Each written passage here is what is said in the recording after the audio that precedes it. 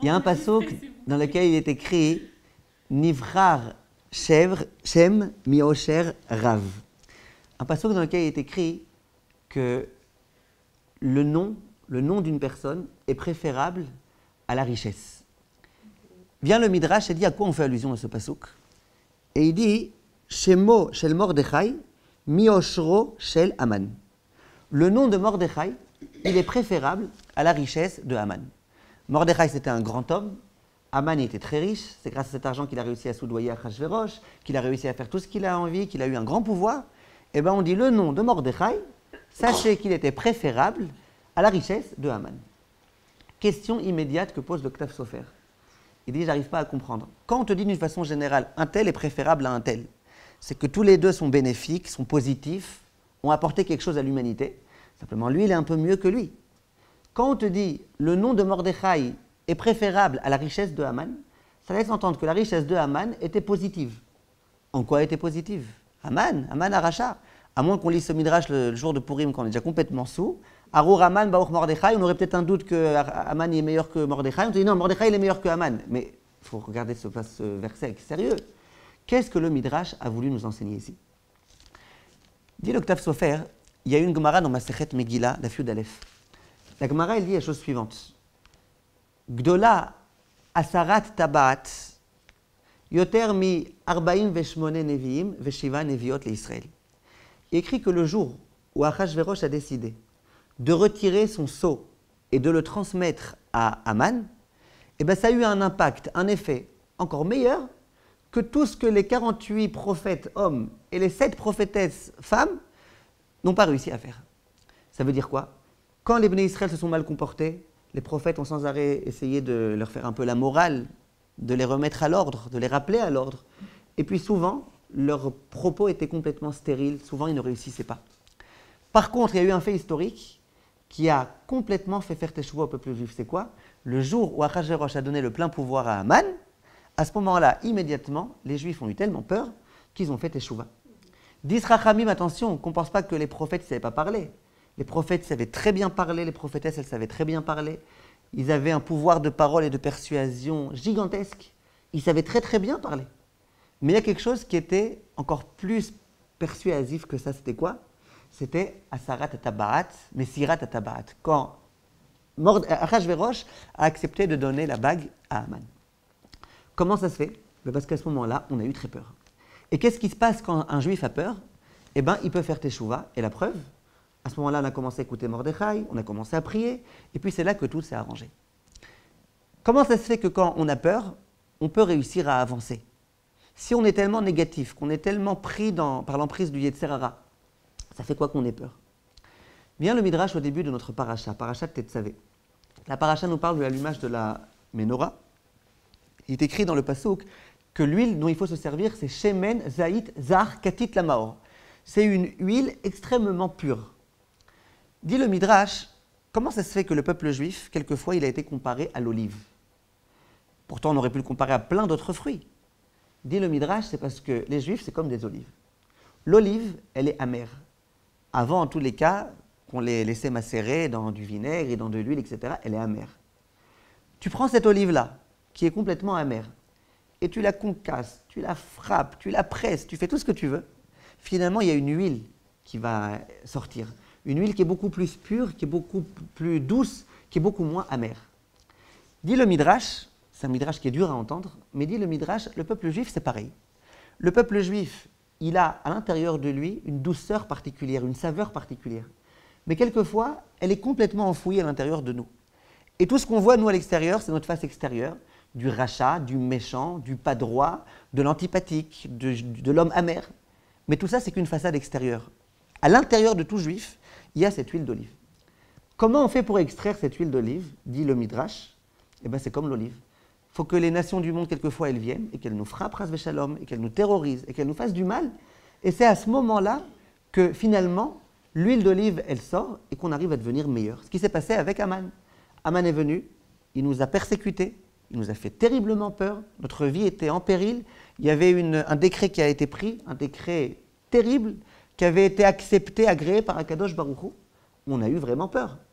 On a eu peur, c'est là qu'on a fait teshuva et que le meilleur de nous-mêmes, que notre fond intérieur a pu être expurgé à l'extérieur et que l'huile d'olive tellement pure, elle a pu s'exprimer.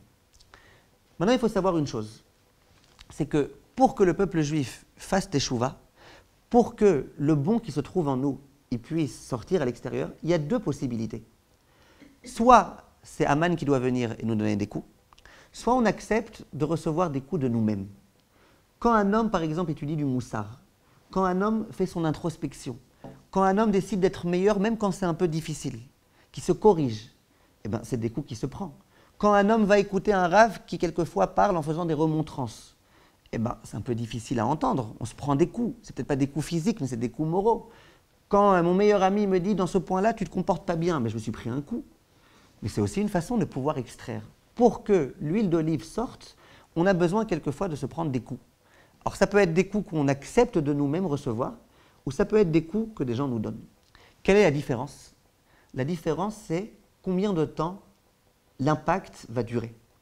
Il y a un passouk dans lequel il est écrit, que le Ktav Sofer rapporte, dans lequel il est écrit « Kemohara takriv la ledet, tachil tizak bachavalea, ken hainu mipanecha Hashem » écrit dans le passouk dans Yeshaya, de la même façon que la femme qui est sur le point d'accoucher et qui appréhende énormément les douleurs de l'accouchement, de la même façon, nous, à Kadosh Baruch Hu, on était à ton égard, on se comportait à ton égard. Dit le Ktav Sofer, quel rapport entre la femme qui accouche et le peuple juif à l'égard d'Akadosh Baruch Hu? Dit le Ktav Sofer, l'idée est la suivante. La femme, au moment où elle va accoucher, elle est très angoissée, parce qu'elle sait que ça fait mal. Surtout à l'époque où il n'y a pas de péridurale et compagnie, ça fait mal. Donc elle a très peur. Au moment de l'accouchement, c'est terrible. La Gemara dit, on avait fait tout un cours sur ça une fois, la Gemara dans Masechet Nida dit que très souvent les femmes, même tzadikot, au moment où elles ont tellement mal, elles disent c'est fini, plus jamais je serai avec mon mari. Quoi, pour avoir après des enfants et devoir tellement souffrir. Et à cause de ça, il y a écrit dans la Torah que la femme qui a accouché, elle doit amener un korban. Pourquoi? Pourquoi tu parles comme ça? Tu fais des nédarim, tu t'engages à ne plus, etc., etc. On a fait tout un cours sur ça de la contraception, si vous vous rappelez, pour celles qui étaient là. Mais en tout cas, la femme, au moment où elle a mal, eh ben, elle dit c'est terminé, je ne veux plus. Et puis après, quelques jours après, quelques semaines après, quand elle va voir son bébé, qu'elle va un petit peu prendre du recul, etc., elle va dire, bon allez, ça valait le coup. Et puis à nouveau, elle va retrouver son mari. Elle s'était engagée à ne plus être avec lui, mais allez, elle s'est un petit peu calmée. Comment on dit une sage-femme en hébreu dans la Mishnah? Dans la Mishnah, quand on parle d'une sage-femme, on dit une chachama. D'ailleurs, ils ont copié sur nous, les Français. Une sage-femme. C'est quoi une sage? Chachama. Alors on demande en s'amusant, mais regardez combien c'est profond. Pourquoi on l'appelle sage? Quel rapport avec sage? Chacham, quel rapport avec chacham? Voilà. Zéou chacham, aroet anolad. C'est qui le chacham? Celui qui voit le nolad, le bébé au moment où il sort du ventre de sa mère. La première à voir le bébé, c'est la sage-femme.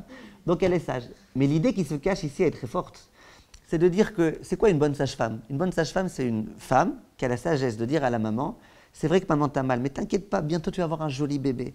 Bientôt tu seras heureuse. Et puis sache que si toi, Bichlal, t'es là sur terre, c'est qu'un jour ta mère aussi, elle a souffert. Regarde un peu plus loin que le bout de ton nez. Et ça rassure souvent les mamans. Ça veut dire que la femme, au moment de l'accouchement, elle a mal, mais après, eh ben ça va. Ça passe, et puis elle oublie un petit peu tout ça. Dit le Ktav Sofer, nous, c'est un petit peu ce qui se passe dans notre relation vis-à-vis d'Akadosh Baruch Hu. C'est souvent une relation tumultueuse. Pourquoi? Il y a des hauts, il y a des bas. Il y a des ennemis qui viennent, on a très peur, on est conscient qu'on est dépendant complètement d'Akadosh Baruch Hu, on fait teshuva. Et puis dès que les ennemis disparaissent, bien qu'on sait très bien qu'ils peuvent revenir à n'importe quel instant, mais ça va, on se sent tranquille, c'est bon, à kolbe contrôle, comme disent les Israéliens, ça va, on a un bon Rosh Memshala, etc. Et puis c'est bon. Et puis dès qu'on recommence à entendre un petit peu des mauvaises nouvelles, on recommence à s'inquiéter, on recommence à prier. Et puis dès que ça va bien, ça va bien. C'est comme ça que ça fonctionne. Quand il y a eu les trois Kedoshim qui ont été pris, le peuple juif était comme ça en train de prier. Et pourtant, on sait très bien que ça peut se reproduire à chaque instant. Oui, mais Baruch Hashem, que ça ne se reproduise plus jamais. Quand tout va bien, eh ben, on a tendance un petit peu à se relâcher. C'est un peu comme cette femme-là. Il y a des moments de pression et des moments où elle se calme. Des moments de pression et ben, le peuple juif à l'égard d'Akadosh Baruch Hu, dit le Ktav Sofer, c'est un peu pareil.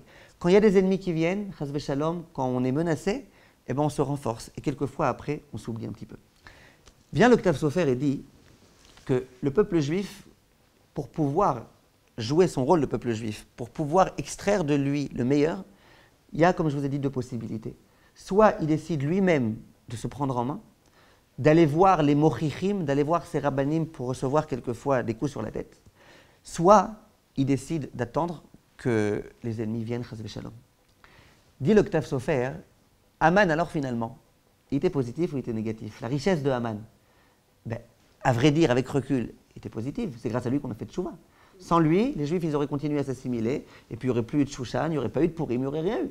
Donc tout Purim est né grâce à Haman. Haman, il a été finalement, tout compte fait, à son insu, positif. Mais dit le Midrash, il y a mieux que Haman. Il y aurait eu mieux que Haman. C'est qui? C'est Mordechai. Si jamais le peuple juif de cette époque avait accepté de venir écouter ce que Mordechai a à dire, eh bien ça aurait été 1000 fois mieux. Pourquoi? Parce que quand on fait teshuva uniquement parce qu'on a peur d'une menace présente, dès que la menace se retire, c'est terminé, on se relâche. Quand par contre on est sans arrêt, en continuel renforcement, parce qu'on est toujours prêt à écouter ce que la Torah a à nous dire, ce que les Nevi'im ont à nous dire, ce que nos rabbanim ont à nous dire, eh ben on est sûr de pouvoir sans arrêt progresser. C'est pour ça que Tov, Shem, le nom de Mordechai, avec tout ce que Mordechai signifiait, avec tout le rôle qu'il avait à jouer d'être le leader du peuple juif, eh ben il est meilleur que Haman. Mais parfois, il n'y a pas de choix, Haman doit venir. Dit le Ktav Sofer, et c'est ce qui est écrit dans la paracha. Akadosh Baruch Hu s'adresse à Moshe. Il dit, tu demanderas au peuple juif, écoutez bien, Veikru shemen zaïd zach, veikru elecha shemen zaïd zach, qui prennent vers toi de l'huile très pure. C'est-à-dire quoi qui prennent vers toi? Dit le Ktav Sofer, ça veut dire que tout ce travail-là, d'obtention d'huile d'olive, ça veut dire de tout ce travail qui consiste à faire extraire l'huile d'olive du plus profond du juif à l'extérieur, qui te le transmette à toi. Cette avoda de Shemen Zaïd Zach qui te la confie à toi. Toi, tu es le leader, toi, tu pourras parler, toi, tu sauras parler, qui te le confie à toi. Et alors, qu'est-ce qui va se passer? Les halot ner tamid. Et alors là, la bougie, la lumière, elle sera perpétuelle, permanente. Parce que quand on a notre Rav qui est là pour toujours nous dire quoi faire, eh ben, on n'est déjà plus conditionné par les ennemis. On a notre Rav qui est là pour nous dire quoi faire, et dans ce cas-là, ça peut rester un renforcement qui est continu. Voilà ce que le Ktav Sofer explique. On voit de là, en tous les cas, une idée extrêmement intéressante. C'est que tout juif, même le juif de l'époque de Mordechai, qui se moque complètement de Mordechai, qui s'associe au banquet de Haman, qui est complètement assimilé, même ce juif-là, au plus profond de lui, qu'est-ce qu'il a? Il a de l'huile d'olive, de l'huile pure, de l'huile Shemen Zaïd Zach. Dans notre fort intérieur, on a cette dimension qui est celle de l'huile pure. Et ce qu'il faut qu'on sache, et je le répète beaucoup ces derniers temps, parce que c'est un message qu'on a tellement oublié, que si, à mon modeste niveau, je le répète quelquefois, je ne pense pas que ça fera de mal. Si on veut pouvoir dans notre vie avancer, pouvoir progresser, pouvoir devenir des bons juifs, il faut qu'on n'oublie jamais qu'au plus profond de nous, on a cette étincelle, ce Shemen Zaïd Zach, cette huile d'olive qui est au plus profond de nous. Et tout notre devoir, et tout notre rôle, notre programme, ça va être de réussir à extraire cette huile à l'intérieur. Pour pouvoir avancer, il faut juste qu'on n'oublie pas un mot qui s'appelle les sheifot. Sheifot, ça veut dire les ambitions. Le juif, il doit vivre de façon permanente avec l'ambition de sortir un peu de sa façade extérieure et de pénétrer dans sa façade intérieure. Dans la paracha de la semaine, on va voir un autre ustensile, le éphod, le pectoral du Kohen Gadol. C'était un magnifique bijou sur lequel il y avait les pierres. Et sur les pierres, il y avait écrit le nom des Shvatim. Il y a écrit dans la paracha de Pekoudé, il y a écrit « Avnei Zikaron libne Israël ». Ces pierres-là, ça va être des pierres de souvenir, de rappel pour le peuple juif. Rappel de quoi? Vient le Meshech Chochma et il dit quelque chose de magnifique. Écoutez bien. Il dit « Sheizkeru bene Israël ». Les Bnei Israël, ils devront toujours se souvenir « Sheshmotam chakukim ba'efod lifne Hashem ». Tout juif doit se rappeler, attention, mon nom, le nom de ma tribu, est écrit sur le éphod du Kohen Gadol, avec lequel il rentre l'ifnaï velifnim. Et alors quoi? Veid baishu la sot avera. Si je sais que je ne suis pas n'importe qui, mon nom est écrit sur le Kohen Gadol, eh bien, je ne peux plus me permettre de faire des avérotes. C'est Meshech Chochma qui l'écrit, Gaon Gadol entre tous. Et il continue, il dit, ou comment Shamrou Gabé Yosef, comme on dit à propos de Yosef, Vatit Peseu Bebigdol est mort. Au moment où la femme de Potiphar l'a séduite, la femme de Potiphar, ce n'était pas un pou, elle était très belle. Et puis tous les jours, elle s'habillait de façon très provocatrice. Et puis on était en pleine Égypte, dans un endroit tellement dépravé. Et puis dans cet endroit tellement dépravé, personne ne les voyait. Et puis en plus, c'était une femme qui devait honorer. Et puis une petite avéra de temps en temps, c'est pas grave. Qu'est-ce qui a permis à Yosef de pouvoir résister? Eh bien, il y a écrit Beota Sha'a Ba'ata Diukno Shel Aviv Venirata Lo Bachalon. À ce moment-là, écrit dans le Midrash, il y a le visage de son père qui lui est apparu et qui lui a dit Yosef, Atidin Banecha Sheikadvu Al Avne Ephod, Veata Benehem. Un jour, le nom de tes enfants sera écrit sur le Ephod et toi, tu feras partie d'eux. Et tu veux qu'au lieu de faire ça, on enlève ton nom du éphod et que toi tu sois écrit là où il y a les prostituées? Quand Yosef a entendu ça, impossibilité de fauter. Il a laissé son vêtement chez cette dame-là et il s'est enfui. Pourquoi? Qu'est-ce qu'il a rappelé à l'ordre? Évidemment, l'image de son père, de son grand-père. Mais en dehors de ça, le fait de savoir, regarde ton importance. Tu n'es pas n'importe qui, tu n'es pas Youssouf, tu es Yosef. Yosef, ton nom est écrit sur le éphod, tu n'es pas n'importe qui. Quand l'homme se rappelle de son importance, eh bien, il avance. Donc, ce qui nous est demandé, c'est premièrement d'être conscient de notre importance. Deuxièmement, de ne jamais oublier d'avoir la sheïfa, l'ambition, le désir ardent d'y accéder. Le jour où on arrête d'avoir des sheïfotes, on arrête d'avancer. Tant qu'on a des sheïfotes de vouloir avancer, on pourra avancer. Et ce qui caractérise les gdolim et les tzadikim et les tzadikot, c'est les sheïfotes. Je vais vous donner un exemple. Un jour, le rav de Poniovitch avait l'un de ses proches parents, son neveu peut-être, qui était malade, gravement malade. Il a été lui rendre visite à l'hôpital. Le médecin a entendu qu'il y avait le grand Rosh Yeshiva qui arrivait. Il lui a dit, voilà, regardez, on s'occupe autant que possible de votre neveu. Alors le rav lui dit, alors dites-moi, il a des bonnes chances de s'en sortir. Le médecin dit, Baruch Hashem, on espère dans 2-3 mois que c'est bon, tout sera terminé, il pourra enfin sortir de l'hôpital. Le rav voit que juste à côté de son neveu, il y a un autre malade qui a le même âge, qui a l'air d'être exactement dans le même état, qui a autant de fièvre, et il lui dit, et lui, il faut prier pour lui, lui aussi, Bezrat Hashem, dans 2-3 mois, il sort. Il dit, ah non, lui, c'est une toute autre histoire, il faut beaucoup de tfilotes pour lui, et même comme ça, je ne sais pas s'il pourra s'en sortir. Alors, il lui dit, mais pourquoi? Les deux, ils sont dans le même état. Les deux, ils ont la même température, la même fièvre, les deux, ils parlent plus ou moins, les deux, ils ont un peu... Pourquoi? Quelle différence? Ils ont la même mine, quelle différence? Il dit, c'est-à-dire la différence. Il dit, ton neveu, il est arrivé, il est dans un état critique. Plus le temps est passé, mieux ça va. Au jour d'aujourd'hui, c'est vrai qu'il est arrivé au même état que l'autre. Mais chaque jour, il y a du progrès, il y a une avancée dans son état de santé. Bezrat Hashem, dans quelques mois, s'il continue à avancer tellement bien, il pourrait être libéré. Il dit l'autre, c'est l'inverse. Quand il est arrivé, il allait à peu près bien. Et plus ça va, plus son état se détériore. C'est vrai qu'aujourd'hui, il est même au état que ton neveu. Mais lui, il va dans l'autre direction. Il faut beaucoup prier pour lui. Le Rosh Yeshiva a évidemment bien prié pour lui. Il a été à la Yeshiva, il a fait une sikha à ses élèves. Il leur a dit, je vais vous raconter ce qui s'est passé à l'hôpital. Il leur a raconté. Il leur a dit, quelquefois, moi je vous le fais pour les femmes, mais lui il l'a fait pour les hommes. Il dit, vous pouvez avoir, dans un séminaire par exemple, 2 jeunes filles. Les 2 jeunes filles, elles sont habillées les deux de la même façon. Elles parlent le même lachon hara. Elles sont exactement au même état. Nous, on les regarde, on se dit, bon, les deux, elles ont le même niveau. Il dit, mais aucun rapport. Pourquoi? Il y en a une, elle est venue d'une famille dans laquelle Bichlal, aujourd'hui, qu'elle mette une jupe, c'est déjà un miracle. À l'époque, elle ne mettait même pas de jupe. Aujourd'hui, elle met une jupe, c'est vrai, 10 cm au-dessus du genou. Mais aujourd'hui, elle met une jupe. Et bientôt, Bezrat Hashem, elle mettra une jupe un peu plus longue. Elle est sur une bonne voie, elle est en ascension, elle progresse au fur et à mesure. C'est vrai qu'aujourd'hui, elle est à l'état de 10 cm, mais elle est en ascension. Par contre, l'autre, c'est l'inverse. L'autre, elle est issue d'une famille super religieuse. Depuis l'âge de 1 an, on lui mettait des collants. C'est peut-être pour ça d'ailleurs qu'elle a été écœurée. Et puis, et plus ça va, plus elle régresse, plus elle s'écarte, plus elle se moque de la religion. Et donc, elle n'est pas du tout sur une bonne voie. Mais nous, on regarde de façon superficielle, à ce moment précis, les deux, ils sont au même niveau. Simplement, il y a une grande différence. L'une, elle a des sheïfotes, elle a une grande envie d'avancer, de progresser. Et l'autre, au contraire, elle se laisse aller. Ce qui va pouvoir nous permettre d'extraire de nous-mêmes cette puissance-là qui s'appelle le Shemen Zaïdzach, c'est une chose. C'est les sheïfotes de pouvoir y accéder. Si je suis conscient que je suis grand et que mon nom est écrit sur le éphod, ouais, de quelle tribu vous êtes, Mme Mendelssohn, vous savez? Moi non plus. Mais en tous les cas, si jamais vous savez, sans savoir de quelle tribu vous êtes écrit sur le éphod, vous toutes, moi, on est tous écrits sur le éphod, eh ben, ça doit nous rappeler notre grandeur, ça doit nous réhabiliter. Et même si quelquefois on pense qu'on est des petits ridicules, on doit savoir qu'on est extrêmement grand et qu'on peut avancer. Et ça, c'est ce qui nous est demandé.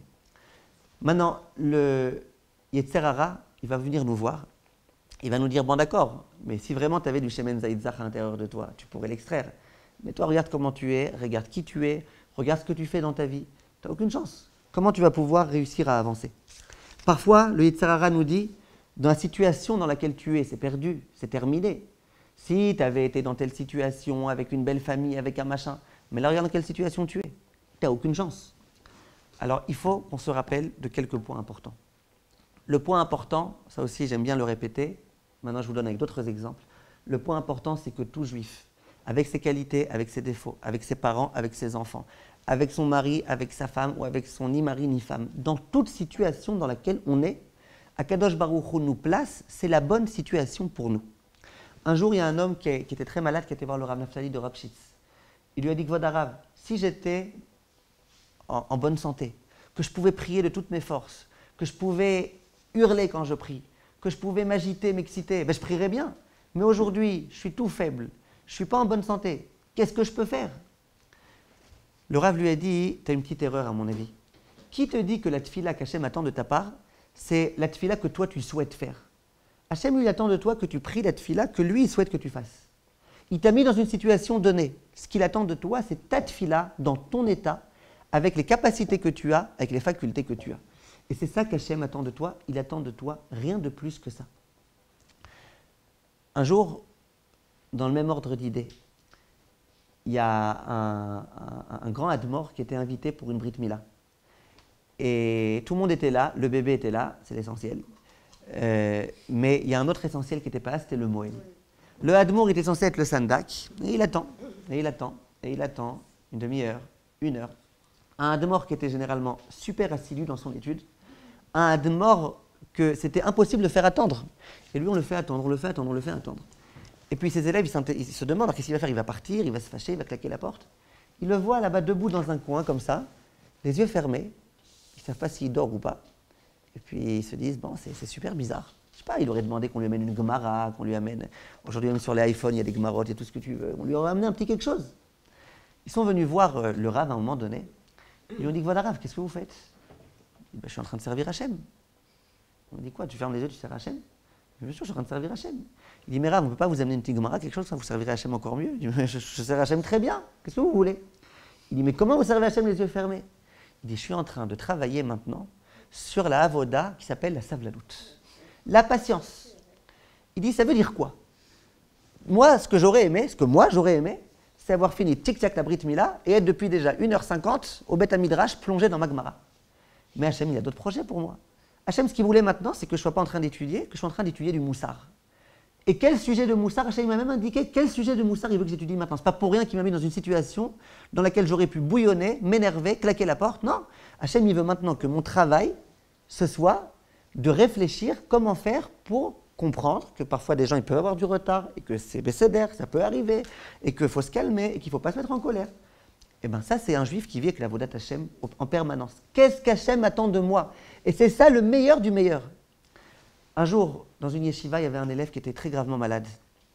Il était allongé dans son lit d'hôpital, près de la yeshiva. Le Rosh Yeshiva s'est dit, on ne peut pas le laisser tout seul, c'est vrai que c'est Kippour qui arrive, mais on ne va pas le laisser le jour de Kippour tout seul dans son lit d'hôpital. Le Rosh Yeshiva a décidé de faire un tour de rôle. Il a dit, toi, tu vas être avec cet élève-là, avec ce talmide, tu vas être Mincha de Erev Kippour. Toi, tu vas être pendant Kol Nidre. Toi, tu vas être pendant Arvit. Toi, tu vas être pendant Shacharit, Moussaf, Mincha. Il a voulu le dernier, il dit, Acharon Chaviv, toi, tu seras pendant la Neila. Il dit, c'est pas vrai. Si, c'est toi l'heureux élu. Toi, tu seras avec lui pendant la Neila. Il dit, mais Kvod Harav, c'est pas possible. Il dit, pourquoi? Si, c'est possible, c'est quoi le problème? Il dit, Kvod Harav, Neila. La Neila, c'est la fin de Kippour. C'est le moment où dans les Bate Midrashot, où il y a 2000 personnes, il y a du feu pendant la Neila. On regarde le ciel, on voit le soleil qui se couche, et puis on est comme ça tellement dans l'atmosphère. Mais la Neila, et puis il y a écrit que tout dépend de la Neila. Je vais être moi comme ça, cloué à côté de lui, je pourrais même pas prier, je devrais lui parler, tu veux que je t'amène un café, tu veux un machin, mais c'est la Neila, Kvod Harav, vous pouvez pas me faire ça. Il lui a dit, espèce d'idiot, il a dit ça de façon un peu plus gentille. Espèce d'idiot, qui te dit qu'Akadosh Baruch Hu, il est plus heureux quand tu es en train d'hurler dans le Beth Midrash Avinu Malkenu que quand tu es à côté du malade en train de gentiment lui dire, t'inquiète pas, ça va aller, Bezrat Hashem. Simplement, nous, on vit dans notre monde, dans notre mensonge, dans notre machin, et on pense que voilà, tu vois, il m'a fait un sale coup le Rosh Yeshiva. Hachem, il m'a fait ici un mauvais coup, un méchant coup. Il faut qu'on sache la situation dans laquelle on est, à chaque moment précis, avec nos midotes, avec nos qualités, avec nos défauts, avec tout. Ça a été prévu par Akadosh Baruch Hu, et il faut qu'on sache se servir de ça de la façon la meilleure possible et imaginable. Et si on est conscient de cela, eh ben, on peut avancer. Je termine avec un dernier enseignement. Il y a écrit dans la Kriyat Shema, Ve'ahavta et Hashem Elokecha bechol levavcha. Tu aimeras Hashem, ton Dieu, de tout ton cœur. C'est quoi de tout ton cœur? Dit Rashi sur place, je vous lis dans les mots. Shelo yeh libra chalouk alamakom. Que ton cœur ne soit pas divisé avec Akadosh Baruch Hu. En d'autres termes, qu'est-ce que ça veut dire? C'est quoi? C'est quoi Shelo yeh libra chalouk alamakom? C'est qui le makom? Hachem. Donc que tu ne sois pas dans ton cœur un peu fâché avec Hachem. Ça veut dire ne te dis pas, moi dans ma pratique je me comporte comme il faut, mais dans mon cœur, bon, laisse-moi être un peu fâché avec Hachem. Non.